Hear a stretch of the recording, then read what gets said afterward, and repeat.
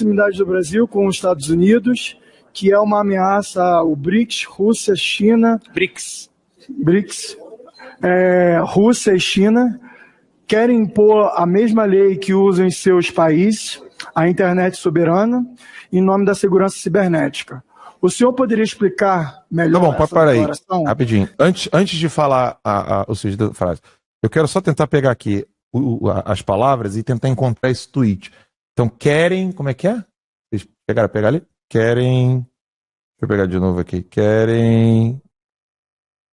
vou botar liberdade soberana, né? Deixa eu botar as palavras separadas aqui. O teu texto, né? Que você quer.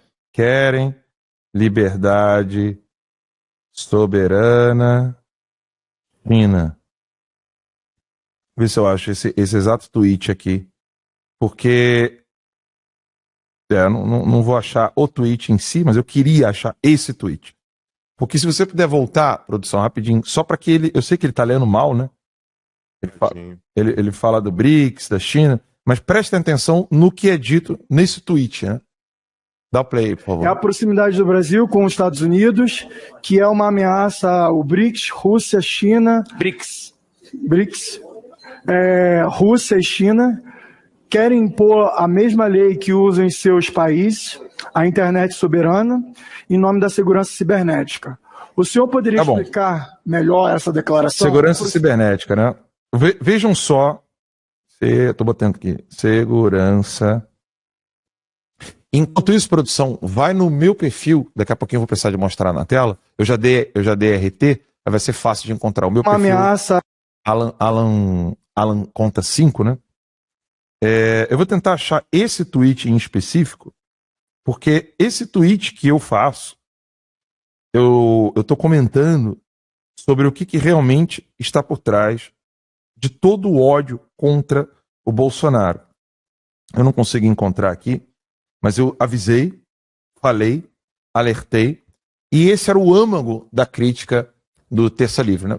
Daqui a pouquinho a gente mostra ali os RTs que eu fiz. E eu sou constantemente acusado de ser, como é que é? Vou pegar o termo aqui. Eu sou constantemente acusado de ser, vou pegar aqui, as pessoas falam, né? Emocionado. Esse é o termo. Eu sou constantemente acusado de ser emocionado.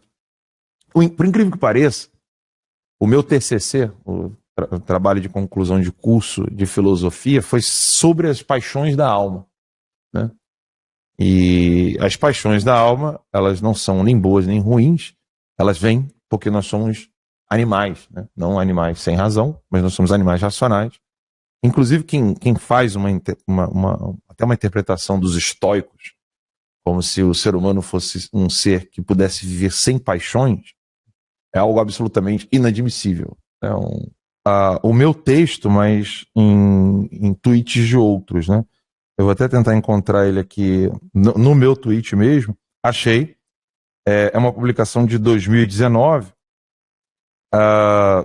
mas eu não sei se a produção vai conseguir ver, porque é uma conta que está proibida de ser vista no Brasil. O que estava em jogo era a CPMI das fake news, né? E a manchete da matéria que eu estava comentando é a seguinte: entra em vigor na Rússia lei de internet soberana. Isso é do Poder 360. Aí estava assim, lei... Você jogou o print no grupo, não? Eu posso mandar o print. O Pedro pediu aqui. Beleza. Então o print do meu tweet e da matéria que eu estava comentando é esse aqui. E aí, assim, acusações, o Alan emocionado, né? Esse é o tweet que o Davi Miranda estava lendo, que é o seguinte: na CPMI das fake news, ali era para ter uma vírgula, né? PT e Globo serão descartados na primeira oportunidade. O que está em jogo é a proximidade do Brasil com os Estados Unidos. A vírgula é opcional, pô. Ou seja, qual proximidade? Do Bolsonaro, do Itamaraty. E aí eu disse que é uma ameaça ao BRICS. Rússia e China querem impor a mesma lei que usam em seus países. a internet soberana, com aspas ali, em nome da segurança cibernética. Eu estou falando ali com clareza, a data é 2 de novembro de 2019. E é esse o tweet que ele lê lá na CPMI das fake news. Então, pois bem, agora eu quero dizer algo que pouquíssimas pessoas sabem. Tá? Esse tweet de novembro, ele é uma leitura que eu estava fazendo dos seguintes fatos. Em 2018, o STF já estava falando de fake news e já estava falando em criar um comitê ou coisa do tipo, não lembro direito. Tem um vídeo antigo meu no Terça Livre, meu e do Ítalo, a gente explicando o que o STF estava fazendo. Agora vamos à timeline. Bem-vindo à timeline. O Bolsonaro assume quando? Janeiro de 2019.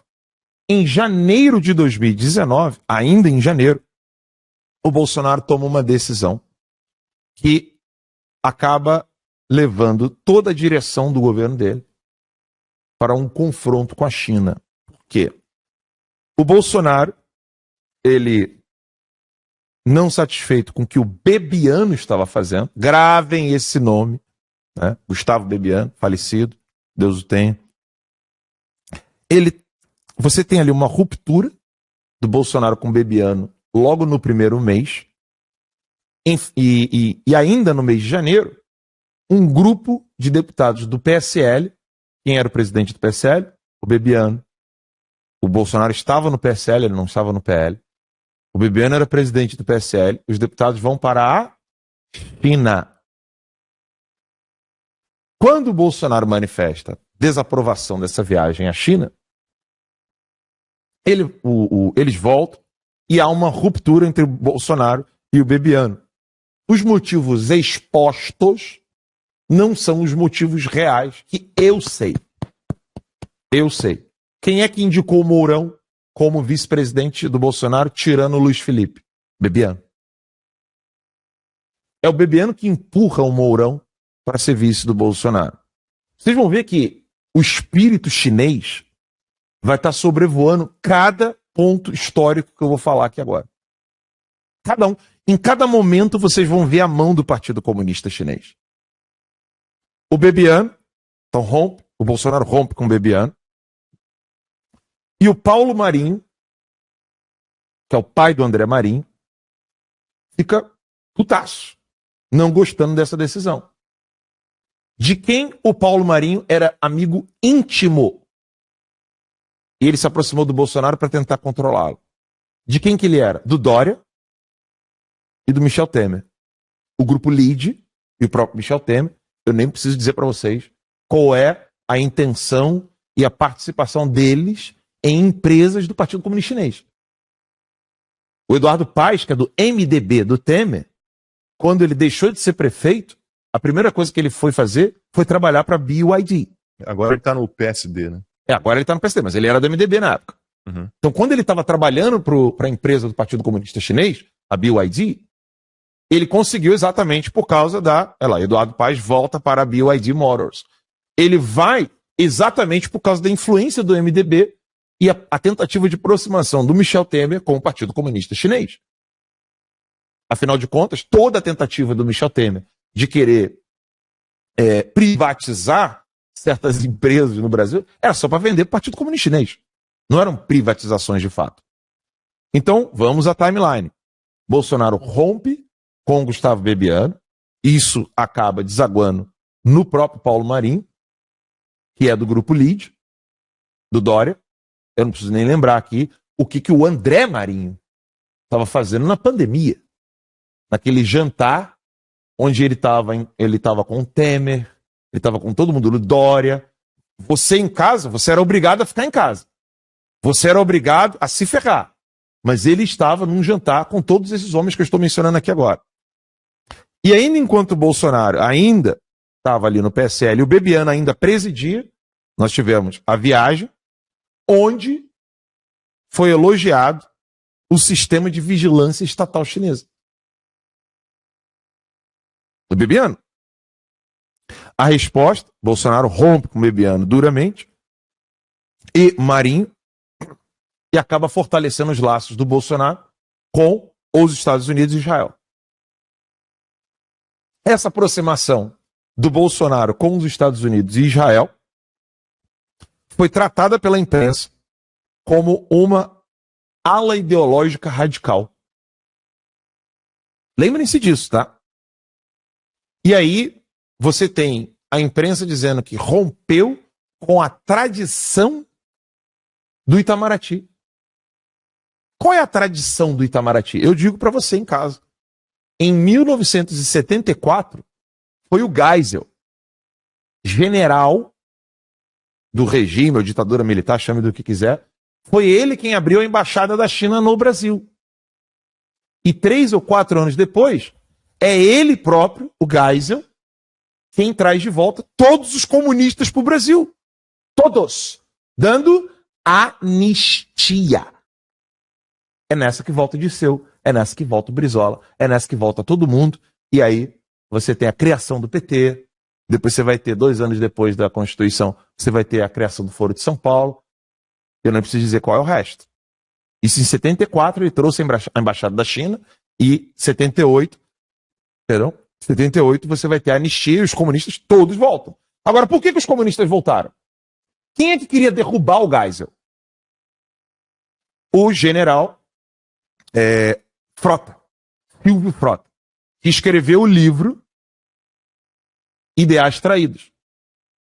Então você tinha uma ala no exército que não queria admitir o retorno dos comunistas ao Brasil, porque isso iria acabar com o país. Essa ala, ela foi destruída pela ala do Geisel. Que ala é essa? A ala que não via problema nenhum no Partido Comunista Chinês e no retorno de todos os comunistas. Esse é o Silvio Frota. Mas voltemos à linha do tempo, ainda em 2019, com Bolsonaro presidente. Quem é que usa o Bebiano para poder acabar com o Bolsonaro no primeiro ano? Esse é o livro que eu mencionei agora, né? Ideais Traídos, do Silvio Frota. Leiam esse livro. Felipe Morra ao Brasil. Já no início, Bolsonaro presidente, podendo pautar qualquer coisa, uma força política absurda,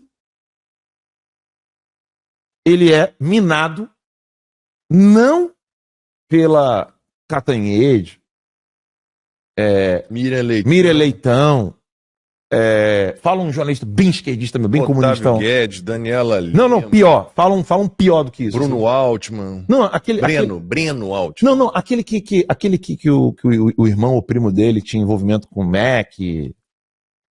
Eita. Como é o nome dele? Que era o único cara que o Lula dava entrevista em 2003. Qual é o nome dele agora? Cara, tem muito, Que era da Globo, que era da Globo lá. Franklin Martins? Franklin Martins e tinha o outro.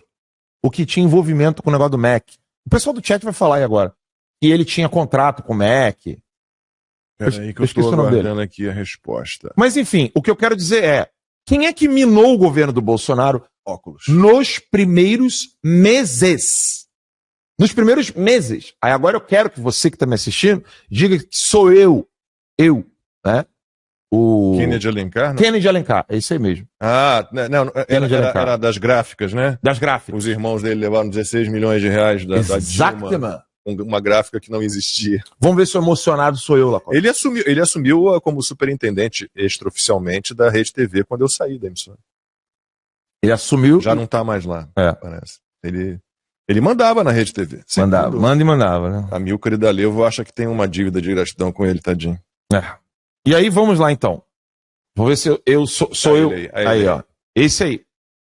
O Kennedy Alencar.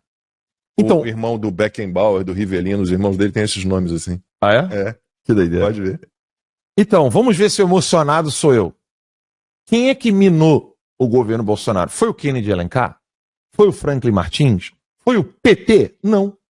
Foi o Felipe Morra ao Brasil, que pega o Bebiano na Jovem Pan e mina todo o governo Bolsonaro dizendo que o Bebiano era completamente inocente. E era uma investigação de candidatos laranjas envolvendo 400 mil, acho que era 400 mil reais.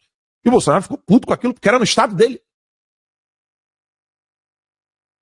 Um claro desvio de verba.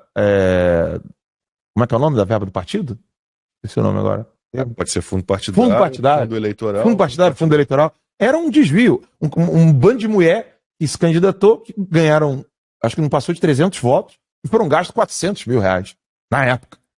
Não são os 400 mil reais de hoje, né? Aí o Felipe Morra ao Brasil, olha lá. Áudios confirmam conversas de Bolsonaro, Bebiano, etc. Então o Felipe Morra ao Brasil usou isso aí, e aí ele acaba rompendo, né, com o próprio Olavo de Carvalho, Felipe Morra ao Brasil, e é aqui, nesse momento de rompimento com o Bebiano, por causa desses envolvimentos dos candidatos laranja, mas, sobretudo, por causa da nova política do Bolsonaro de, China não. China não. E é aí que começa. Felipe Morro Brasil, depois você vai ter Luciano Ayan, né, que foi preso depois, que era do MBL, junto com aquele rapaz que apresenta o Oeste, na Oeste, como é o nome dele? Silvio Navarro? Não, Silvio Navarro não. Não é nosso time. Não. O Pavinato? Pavinato. Junto com o Pavinato. Então, Luciano Ayan, Pavinato, Danilo Gentili, todo mundo, eles começam a colaborar com a CPMI das fake news. Lembrando que o Luciano Ayan, o Danilo Gentili o chamou de guru, tá? O meu guru intelectual. Verdade. Ele foi preso por lavagem de dinheiro e ligação com empresas fantasmas. O MBL, apresentando-se como de direita, né, associou conservadores a crimes, e só que quem foi acusado de usar dinheiro público via FIPE, FIPE, para se beneficiar, foi o próprio MBL.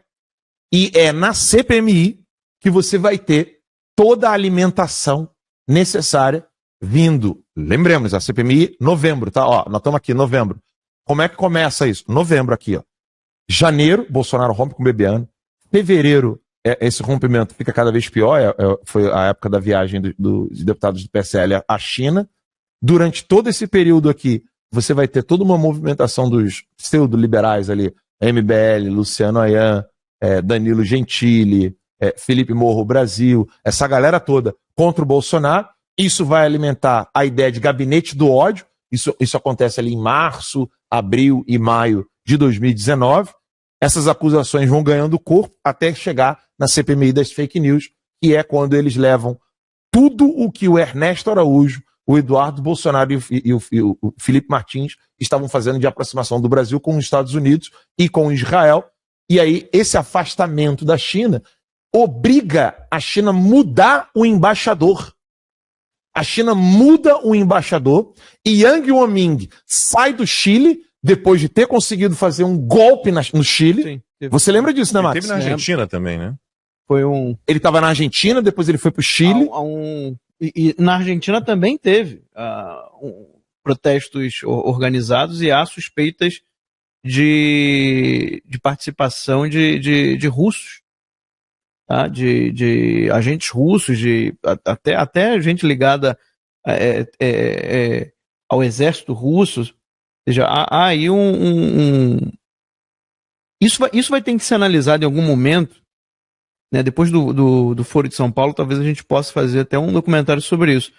Porque você consegue traçar como que a China e a Rússia foram dominando a América Latina. Um a um, e é o mesmo modus operandi, o mesmo, tá? Fizeram na Argentina, fizeram no Chile, e aí tentaram fazer no Brasil. Qual que foi o problema? Bolsonaro. Bolsonaro, aí eu te pergunto, você imagina se um embaixador dos Estados Unidos fala o que o Yang Waming falou na época que o Bolsonaro era presidente? O Yang Waming, ele chegou a pedir a cabeça do Eduardo Bolsonaro para o presidente da Câmara. Não, e houve pouquíssimos protestos contra isso no parlamento, no Não, você pedir a cabeça de um deputado? Foi. Como embaixador? Um diplomata no país. Um diplomata. O que o Dom Bertrand falou, né? Que ele age como um procônsul. Né? Como se fosse o Pôncio Pilatos. E aí, isso coroa e explica essa frase. Abre aspas. Todos nós aqui no Supremo somos admiradores do regime chinês. Do Xi Jinping. Porque o gato não precisa ser preto ou branco. O importante é que casse os ratos. E a frase Né? Esse é o Wang Min. Esse, Yang Guoming, esse é o Yang Guoming. E a frase dita pelo o Gilmar Mendes, ele está explicando uma frase do Deng Xiaoping. Deng Xiaoping. Tem umas, eu mandei os memes do Gilmar Mendes aí. Não sei. Daqui a pouco a gente bota os memes, porque assim, eu acho que é importante, antes de qualquer brincadeira, zoeira, a gente entender o seguinte: é muito mais grave do que as pessoas pensam. Não, o assunto é seríssimo. É muito mais grave. Esse aí é o autor da frase, né? Deng Xiaoping. Com Jimmy Carter lá no fundo. Isso. Então, assim, falar. Então, assim, falar que o Terça Livre foi perseguido porque xingava, porque falava palavrão. Eu quero que vocês em casa me apontem qual era o outro órgão, independente ou não, de mídia, que estava mostrando com clareza a frase do Gilmar Mendes, que se concretizou hoje. Ontem, na verdade, né? Ontem, na sessão de ontem. Se concretizou ontem. E nós alertamos isso em 2019. Sim. 19. E logo no início de 2020, porque, óbvio, a coisa vai piorando, né? O seu Sepúlveda, numa transmissão do Terça Livre que ficou histórica, né? Por causa da frase dele, falou: o Brasil, se continuar nesse caminho, vai se tornar um protetorado chinês. Exatamente o que a gente está vendo. E tem uma coisa interessante, para você botar nessa timeline. Depois seria bom a gente pegar essa parte toda, porque isso aqui já é um roteiro de um documentário. O início de 2019, a China tentou pelo amor. Antes de partir para o confronto, eles tentaram cooptar. O que eles fizeram no início de 2019? Assim começou o governo. Levar os deputados. Levaram toda a galera bolsonarista para Pequim, né? Fizeram lá uma grande viagem, que é o que eles costumam fazer com vários países. O dossiê, né, que o Alan escreveu fala sobre isso. Primeiro é o compromate, né? Ainda tem o compromate. Primeiro é o amorzinho, depois vem o compromate. E aí, verdade, quando não dá certo, né? Porque o Daniel Silveira foi nessa viagem, a Zambelli foi nessa viagem. Então, como eles não tinham mais nada para usar contra esses deputados, aí veio a pancadaria. E pode olhar. O que eles têm contra a Zambelli agora? O negócio do hacker, que é uma loucura, maluquice total. Mas não é nada. Sabe que não é nada? Eles não têm o que falar do Daniel Silveira, da Zambelli, do pessoal que foi viajar lá. Eles não tinham o que apresentar. E é por isso que eles partiram para cima do governo Bolsonaro com tudo. Sim. Porque eles não tinham nada para poder expor do Bolsonaro. Eles tentam conquistar, né? Mas se a pessoa não cede, aí eles têm que partir para o enfrentamento. Sim. O que me deixa assim impressionado é, de fato, Max, você olhar tudo isso e perguntar para o pessoal do MBL, Felipe Morro Brasil, Cruzoé, Danilo Gentili, Pavinato. Pavinato mudou agora, né? Graças a Deus. Ele ainda continua ainda sem fazer um meia-culpa da CPMI, mas pelo menos baba-ovo do Bolsonaro para ganhar like e curtida ele está fazendo. E aí, assim, essa galera... Como é que está aí? É que se você baba-ovo, você ganha like e curtida, né, explanando, né?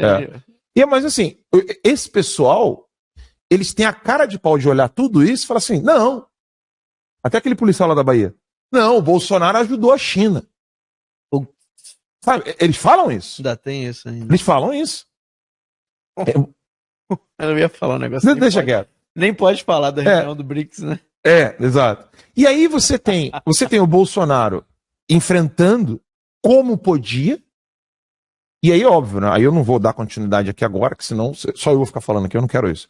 Mas aí depois eu quero mostrar, né, como que esse negócio de golpe, né, o exército vai atuar, tem a mão da China desde 2006 até 8 de janeiro. O exército vai vir e vai ajudar. Mas esse eu deixo. Então, aí tem só um... Eu faria só uma crítica em relação ao governo Bolsonaro. É uma crítica pontual, tá? Não desmerece em nada, muito pelo contrário, ele resistiu bravamente e tentou, principalmente o Ernesto Araújo também tem esse mérito, né, de aumentar as relações com os Estados Unidos e Índia, tá?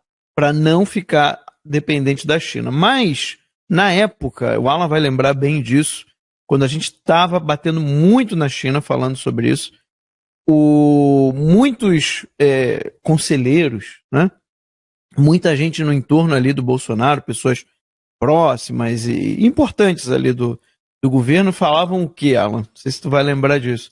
Ah, mas a China é o maior parceiro comercial do Brasil. A gente não pode simplesmente deixar o maior parceiro comercial da China de lado. Só que o pessoal esquece que até 2005, 2006 mais ou menos, o maior parceiro comercial do Brasil era os Estados Unidos. O Lula... O Alan fala disso também. O Lula, ele simplesmente abandonou e trocou os Estados Unidos pela China. E aí, naquela época, ninguém falou nada. Não teve nenhum espertinho, né? Nenhum especialista em economia falando do risco de você sair do seu maior parceiro econômico, os Estados Unidos, tanto tempo. Agora, quando é da China, não. Aí, não pode. Que isso? É o maior. Você vai quebrar o país. Né? Quantas vezes a gente ouviu isso? Esse argumento, não, você não pode fazer isso. E aí até a gente falou, não, então pelo menos faça aos poucos, né? Vá aos poucos aumentando de um lado, diminuindo do outro. E nisso aí o Bolsonaro tem mérito, ele tentou fazer isso. Né? O Ernesto Araújo tentou implementar isso, aumentar as relações com os Estados Unidos e Índia e diminuir com a China.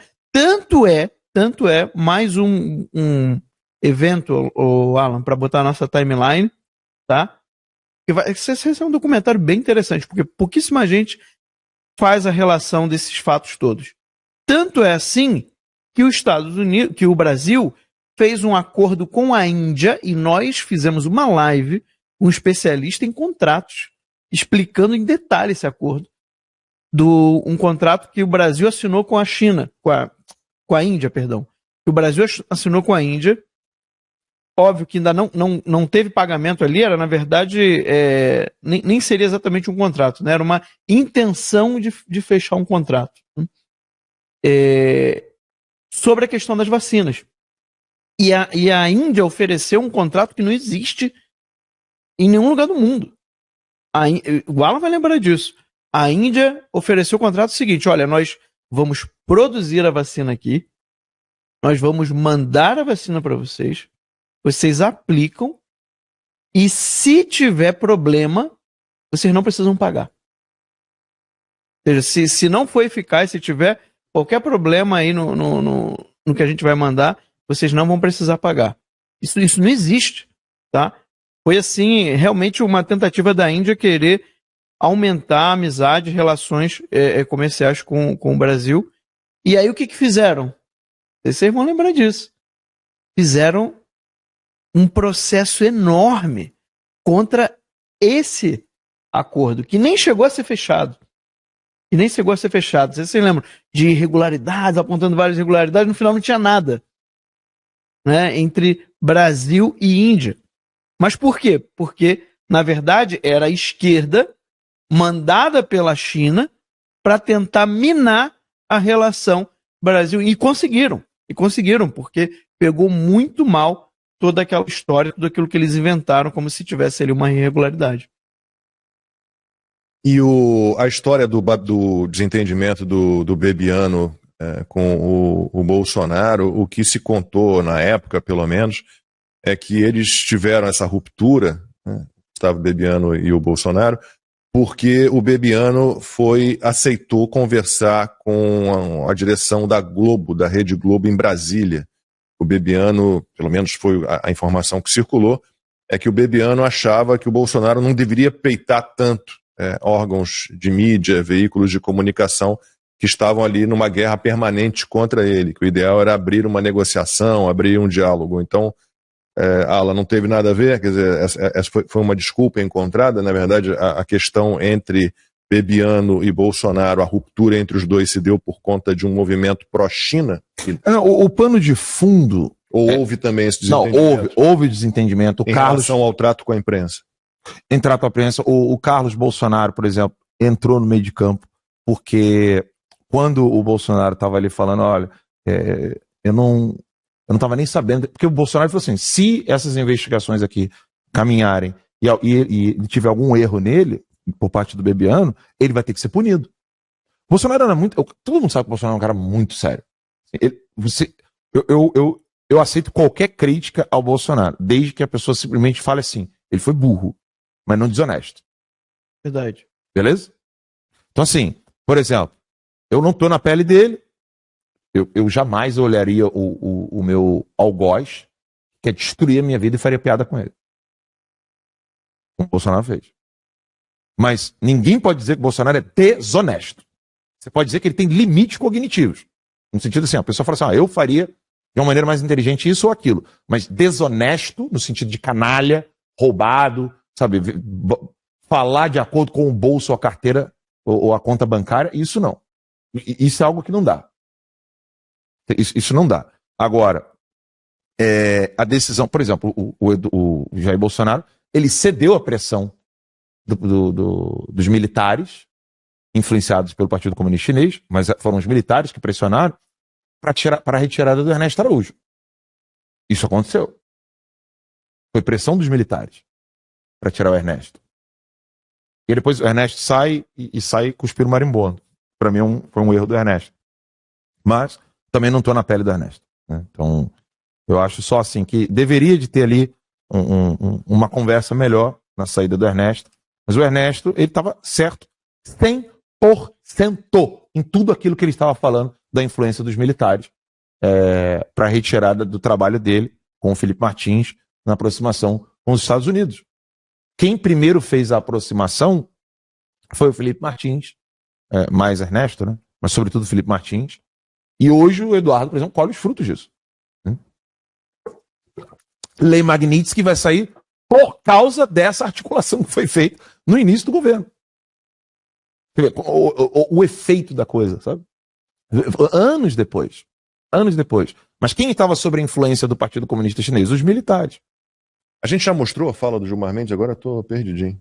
Não, eu li. Não? Eu só li. Tem como mostrar o vídeo do Gilmar Mendes elogiando o... Olha, os militares... Xi Tô achando sensacional que a equipe tá colocando todas as matérias do que a gente tá falando aqui. Obrigado aí, Pedrão. Militares tutelam Itamaraty após erros do chanceler Ernesto Araújo. Isso aí. Erro nenhum, né? Ou seja, eram os militares Porque que estavam... a gente tem duas falas aqui que a gente precisa mostrar. A primeira do Gilmar Mendes, dizendo que, e ele não fala só dele, né? Ele diz que todos os ministros do STF têm admiração pelo regime do Xi Jinping, pelo regime comunista chinês, está aí, e depois a gente tem o Barroso falando em censura. Escorregou, ato falho.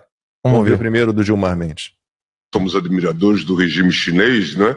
Do Xi Jinping, né? Que diz assim, o importante é que a cor do gato não importa, o importante é que ele caça o rato, né? E essa coisa do público e do... Essa frase é do Deng Xiaoping. Deng Xiaoping, né?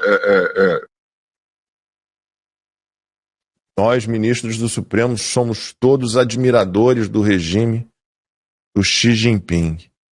E aí, isso, repito, isso foi a sessão de ontem do STF, em que foi formada a maioria para oficializar a censura no Brasil contra as redes sociais. Não será mais necessária a ordem judicial para retirada de conteúdo. A gente está esperando a votação final, mas já está 6-1. É um absurdo completo. A gente vai viver uma situação muito delicada. E tem a fala do Luiz Roberto Barroso. Ele, ato falho, deixou escorregar ali que, a palavrinha censura, por mais que eles tentem usar regulação, isso se trata de censura. Pedro está no ponto aí, se quiser pode... Ele está procurando aqui. Enquanto ele procura... O Max mandou, por volta de... Enquanto ele vai preparando lá, eu posso só colocar a coroa... Claro, por favor. A coroa disso aqui, sabe qual que é a Max Lacombe? Por que os ministros do STF precisam falar publicamente, em alto e bom tom, para elogiar o Partido Comunista Chinês? Aí agora eu vou um pouquinho para frente, porque eu preciso... Vocês acham que vocês me chamam de emocionado? Porque quando a lei Magnitsky vier, ó, aqui ó, quando a lei Magnitsky vier, Lacombe, você só tem um lugar para você poder ter conta bancária. Aqui ó, quando a lei Magnitsky vem, torando no seu Forever, é só a China e a Rússia que você vai poder ter conta bancária. Então quando você sabe que ela está vindo, você tem que fazer um pronunciamento público desse. E chegar e dizer assim, ó, porque nós elogiamos o regime chinês. Você vai precisar ter conta bancária lá. E nos Estados Unidos, você, ó... Tá dando aquela sentadinha, mas não ajeitou ainda. É só isso. Por isso que eles têm que falar publicamente. Porque quando a lei Magnitsky vier, meu irmão, não tem pra onde chorar. Entendeu? Bom, estamos diante de censura, tá? Para quem não entendeu ainda, nosso público é muito informado, muito ligado.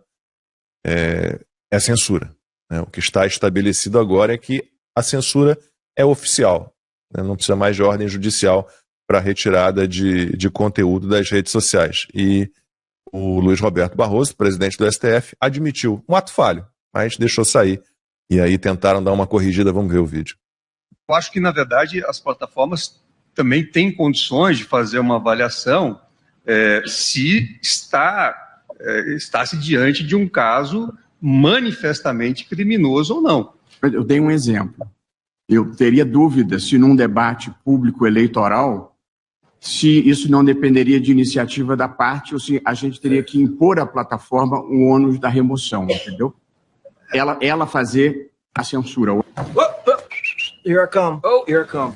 A censura. Ou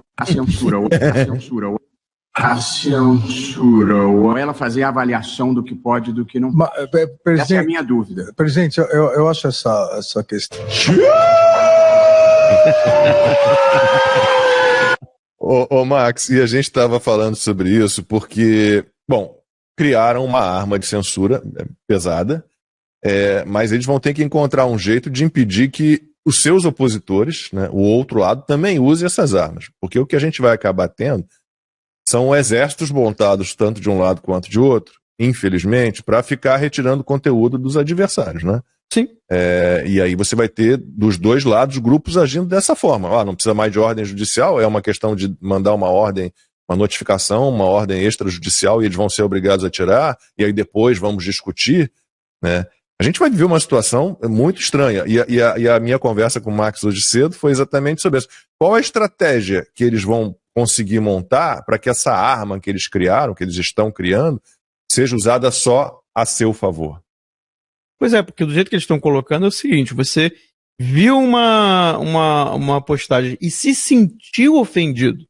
Ou considerou que é uma mentira. Porque eles não estão colocando assim uma postagem direcionada a você. Você pode se sentir ofendido. Discurso de ódio, né? Não, olha, isso aqui me ofendeu. Essas palavras aqui que foram utilizadas, essas críticas, e aí faz a notificação extrajudicial. Em princípio, a plataforma vai ter que tirar, senão ela pode receber uma multa aí por dia que ela não tira essa postagem desde o momento que ela recebeu essa notificação extrajudicial. É claro que eles querem fazer isso para quê? Para evitar o problema que o Alexandre de Moraes está tendo, porque o Alexandre de Moraes atuou à revelia da lei. A lei diz que é só com ordem judicial, e ele ficava ali, porque a ordem judicial ela tem que dizer a postagem, tem que dizer o motivo, ela tem que ser comunicada ao outro lado, para dar oportunidade para o outro lado se defender, né? Mas o Alexandre de Moraes acha que isso é um processo muito lento, demorado, não, tem que ser mais rápido. É óbvio, né? O censurador ele quer rapidez na censura. Então, ele achava isso ruim. E aí, o que ele começou a fazer? Ele começou a fazer exatamente isso que eles estão propondo agora via STF, que não é a via correta, né? Eles estão basicamente anulando uma lei e criando outra, tá? Então, isso é completamente ativismo judiciário. Isso, se fosse para ser feito, teria que ser feito via Congresso, mas eles sabem que não há maioria no Congresso para aprovar um absurdo como esse, né? Então, novamente, a ditadura do judiciário se fazendo presente no Brasil. E aí, então, qual que é a questão do Alexandre de Moraes? É que ele quer justificar as ações pretéritas dele, tá? E aí você pode perguntar, mas não retroaja, mas no Brasil, no novo Brasil da ditadura do judiciário, esqueça, né? Qualquer coisa é motivo para justificar. Eles fazem até sem ter a lei, quanto mais agora que eles já estão fazendo essa decisão. Então, tem essa coisa de oficializar esse modus operandi do Alexandre de Moraes, que agora não vai precisar nem ser ele. Ele pode montar uma equipe, né? E outras pessoas fazem ali a notificação para tirar o conteúdo que ele quer. E a plataforma vai simplesmente ter que obedecer. Então é o sonho do Alexandre de Moraes concretizado, né? Essa decisão que agora já tem maioria no STF. Aí entra essa questão que o Lacombe falou, que é o que eles estão preocupados. Por quê? Porque isso é uma faca de dois gumes, né? Você pode tanto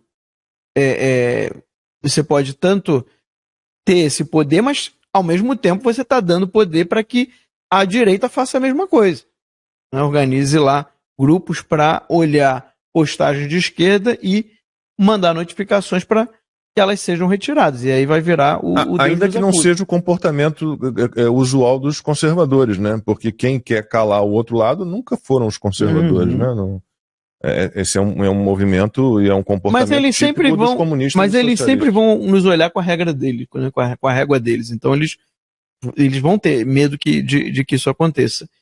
Então aí fica a questão, qual que é o critério? A questão do critério é que é fundamental. Na prática, eles vão dar um jeito de que só a esquerda possa utilizar isso, tá? Na prática, eu tenho certeza. Como eles vão fazer, eu fico até meio curioso e até meio receoso, porque a perspectiva não é boa, não. Como disse a Camila Villani aqui no chat, e ela chamou atenção para o que disse o Luiz Roberto Barroso. Ele falou em debate eleitoral. Veio ali com uma hipótese, mas citando debate eleitoral e falando em censura. Então a Camila escreveu debate eleitoral, ou seja, tudo isso é sobre as eleições.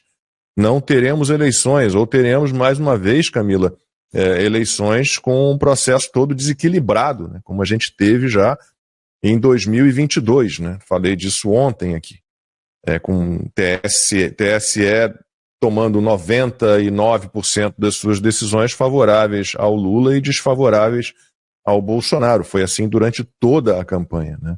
O Lula pediu censura a ele próprio, né?